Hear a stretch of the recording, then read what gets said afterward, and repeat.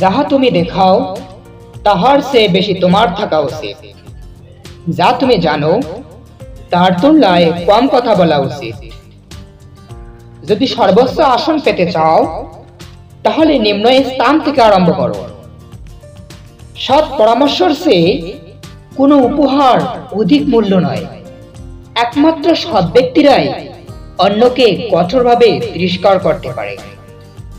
কখনো কোনো বস্তুকে আঘাত করো না, এমনকি ঠাট্টাও করো না। কথাবার্তায় ক্রোধের পরিমাণ খাবার লবণের মতো হওয়া উচিত। পরিমিত হলে রুচিকর, অপরিমিত হলে ক্ষতিকর। কিভাবে কথা বলতে হয় তা না জানলে অন্তত কিভাবে চুপ থাকতে হয় তা শিখে নাও। জীবনের প্রতিটি সিঁড়ি পা রেখে উপরে ওঠা উচিত। ডিঙ্গি উঠলে পড়ে যাবার সম্ভাবনা বেশি। ধৈর্যশীল ব্যক্তির ক্রোধ থেকে সাবধান। পরের উপকার করা ভালো, তবে নিজেকে পথে বসিয়ে নয়। বই ভালো সঙ্গী, এর সঙ্গে কথা বলা যায়।